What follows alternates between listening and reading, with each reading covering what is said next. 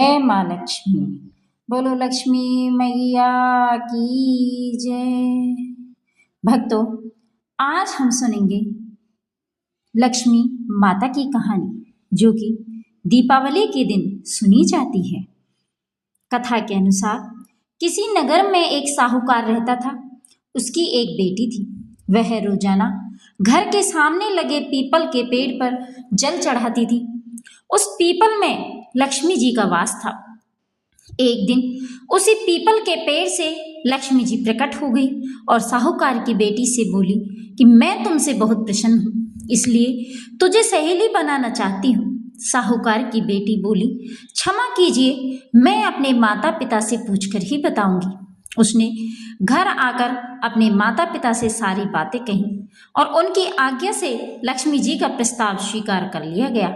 इस तरह वे दोनों सहेलियां बन गई। लक्ष्मी जी उससे बहुत प्रेम करती थी। एक दिन लक्ष्मी जी ने उसे भोजन के लिए बुलावा दिया। जब साहूकार की बेटी भोजन करने के लिए पहुंची तो लक्ष्मी जी ने उसे सोने चांदी के बर्तनों में खाना खिलाया, सोने की चौकी पर बिठाया और उसे बहुत कीमती रेशमी कपड़े ओढ़ने और पहनने के लिए दिए। इसके बाद लक्ष्मी जी ने कहा कि कुछ दिन बाद मैं तुम्हारे यहाँ आऊंगी। साहूकार की बेटी ने हाँ कर दी और घर चली आई। उसने जब सारी बातें माता पिता को बताई तो वे बहुत खुश हुई, लेकिन बेटी कुछ सोचकर उदास होकर बैठ गई। जब साहूकार ने इसका कारण पूछा तो उसकी बेटी बोली कि लक्ष्मी जी का वैभव बहुत बड़ा है, मैं उन्हें कैसे संतुष्ट कर सकूंगी। यह सुनकर पिता ने कहा कि घर की जमीन को अच्छी तरह लीपना और अपनी पूरी श्रद्धा से रूखा सूखा जैसा भी भोजन बने उसे बहुत प्रेम से लक्ष्मी जी को खिला देना।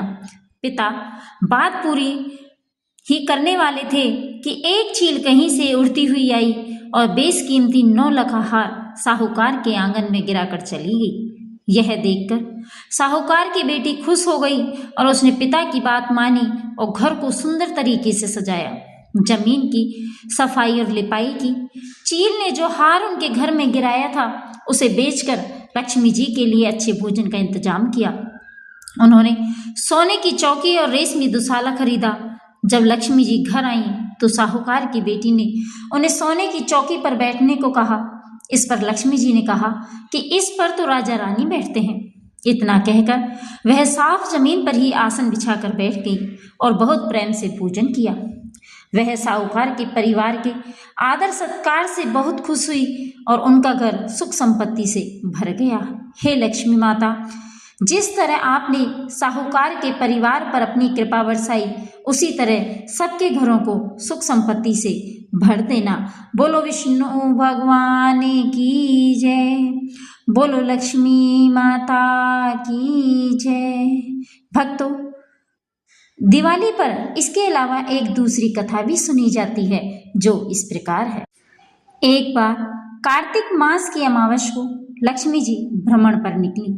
चारों ओर अंधकार व्याप्त था। वे रास्ता भूल गई।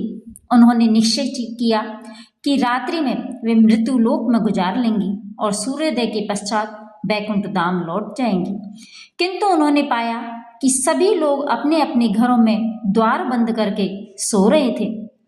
तभी अंधकार के उस साम्राज्य में उन्हें एक द्वार खुला दिखा, जिसमें एक दीपक की लौ टिमटिमा रही थी। वे उस प्रकाश की ओर चल दी। वहां उन्होंने एक वृद्ध महिला को चरखा चलाते हुए देखा। रात्रि विश्राम की अनुमति मांगकर वे उस बुढ़िया की कुटिया में रुकी। वृद्ध महिला लक्ष्मी देवी को बिस्तर प्रदान कर पुनः अपने कार्य में व्यस्त हो गई। चरखा चलाते चलाते वृद्धा की आंख लग गई। दूसरे दिन उठने पर उसने पाया कि अतिथि महिला जा चुकी है, किंतु कुटिया के स्थान पर महल खड़ा था और चारों ओर धन धान्य रत्न जेवरात बिखरे हुए थे। तो कथा की फलश्रुति यह है कि माँ लक्ष्मी देवी जैसी उस वृद्धा पर प्रसन्न हुई वैसी सब पर हो, और तभी से कार्तिक अमावस्या की रात को दीप जलाने की प्रथा चल पड़ी। लोग द्वार खोलकर लक्ष्मी देवी के आगमन की प्रतीक्षा करने लगे, किंतु मानव समाज यह तथ्य नहीं समझ सका कि मात्र दीप जलाने और द्वार खोलने से महालक्ष्मी घर में प्रवेश नहीं करेंगी, बल्कि सारी रात परिश्रम करने वाली वृद्धा की तरह कर्म करने पर और अंधेरी राहों पर भटक जाने वाले पथिकों के लिए दीपकों का प्रकाश फैलाने पर घरों में लक्ष्मी विश्राम करेगी।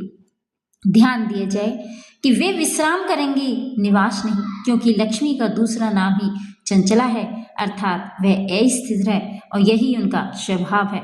तो इस दीपोत्सव पर कामना करें कि राष्ट्रीय एकता के स्वर्ण दीप युगों युगों तक अखंड बने रहें और हम ग्रहण कर सकें कि नन्हे से दीप की कोमल सी बाती का गहरा सा संदेश कि बस अंधकार को पराजित करना है और नैतिकता के सौम्य उजास से भर उठना है। न क्रोधो न च मात्सर्य न लोभो न शुभामति भवती कृत पुण्याना नाम भक्ता नाम शुभ जापी नाम, अर्थात लक्ष्मी शुभ का पाठ करने वाले की क्रोध, मत्सर, लोभ अन्य अशुभ कर्मों में वृत्ति नहीं रहती, वे सत्कर्मों की ओर प्रेरित होती है। तो भक्तों, इस प्रकार से हमारी लक्ष्मी जी की कथा संपन्न होती है। बोलो लक्ष्मी मैया की जय। भक्तों, यदि आपको हमारे द्वारा सुनाई हुई कथा अच्छी लगी तो लाइक करें, कमेंट करें और चैनल को सब्सक्राइब करें, जिससे आगे आने वाली और भी कथा और कहानियाँ आपको समय समय पर मिलती रहे। जय श्री कृष्णा, जय श्री श्याम, जय माँ लक्ष्मी।